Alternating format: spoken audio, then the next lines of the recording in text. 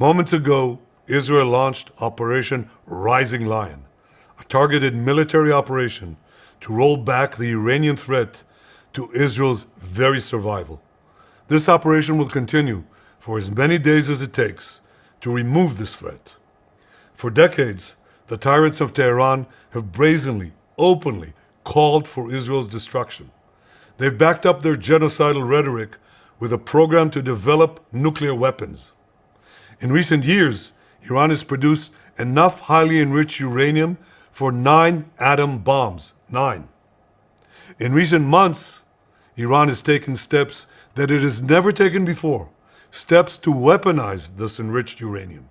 And if not stopped, Iran could produce a nuclear weapon in a very short time. It could be a year, it could be within a few months, less than a year. This is a clear and present danger to Israel's very survival. 80 years ago, the Jewish people were the victims of a Holocaust perpetrated by the Nazi regime.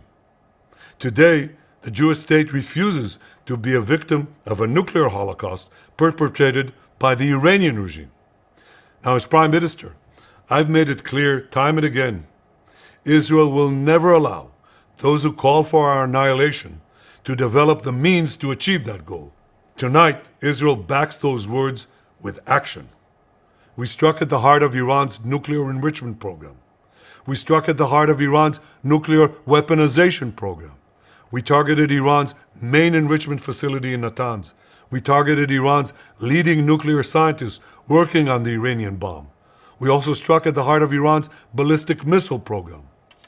Last year, Iran fired 300 ballistic missiles at Israel. Each of these missiles carries a ton of explosives and threatens the lives of hundreds of people. Soon, those missiles could carry a nuclear payload, threatening the lives not of hundreds, but of millions. Iran is gearing up to produce 10,000 of those ballistic missiles within 3 years. Now just imagine 10,000 tons of TNT landing on a country the size of New Jersey. This is an intolerable threat. It too must be stopped. Iran is now working on what it calls the new plan to destroy Israel. You see, the old plan failed. Iran and its proxies tried to encircle Israel with a ring of fire and to attack us with the horrible attack of October 7th. But the people of Israel, the soldiers of Israel, rose like lions to defend our country. We crushed Hamas, we devastated Hezbollah, we hit Iranian proxies in Syria and Yemen. And when Iran directly attacked us twice last year, we struck back inside Iran itself. Yet in defending ourselves, we also defend others. We defend our Arab neighbors. They too have suffered from Iran's campaign of chaos and carnage.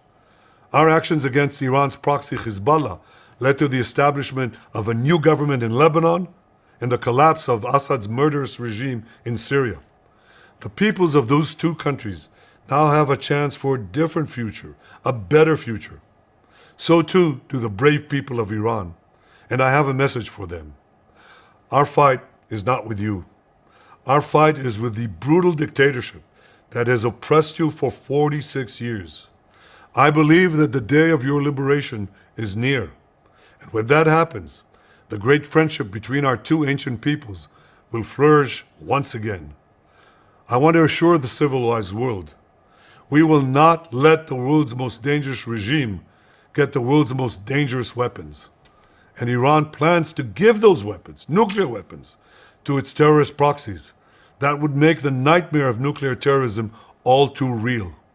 The increasing range of Iran's ballistic missiles would bring that nuclear nightmare to the cities of Europe and eventually to America. Remember, Iran calls Israel the small Satan. It calls America the great Satan. And this is why for decades, it's led millions in the chants of death to Israel and death to America. Today, Israel is responding to those genocidal calls with action and with a call of our own. Long live Israel and long live America. Our action will help make the world a much safer place. I want to thank President Trump for his leadership in confronting Iran's nuclear weapons program. He has made clear time and again that Iran cannot have a nuclear enrichment program. Today, it is clear that Iran is just buying for time. It refuses to agree to this basic requirement of peaceful nations. That is why we have no choice but to act, and act now. The hardest decision any leader has to make is to thwart a danger before it is fully materialized. Nearly a century ago, facing the Nazis, a generation of leaders failed to act in time. They were paralyzed by the horrors of World War I. They were determined to avoid war at all costs, and they got the worst war ever. They adopted a policy of appeasement. They closed their eyes and ears to all the warning signs. That failure to act resulted in World War II, the deadliest war in history. It claimed the lives of 60 million, including 6 million Jews, a third of my people. After that war, the Jewish people and the Jewish state vowed, never again. Well, never again is now. Today, Israel has shown that we have learned the lessons of history. When enemies vow to destroy you, believe them. When enemies build weapons of mass death, stop them. As the Bible teaches us, when someone comes to kill you, rise and act first. This is exactly what Israel has done today. We have risen like lions to defend ourselves. Over 3,000 years ago, Moses gave the people of Israel a message that has steeled their resolve ever since. Be strong and courageous, he said. Today, our strong and courageous soldiers and people stand together to defend ourselves against those who seek our destruction. And by defending ourselves, we defend many others, and we roll back a murderous tyranny. Generations from now, history will record that our generation stood its ground, acted in time, and secured our common future. May God bless Israel. May God bless the forces of civilization everywhere. Thank you.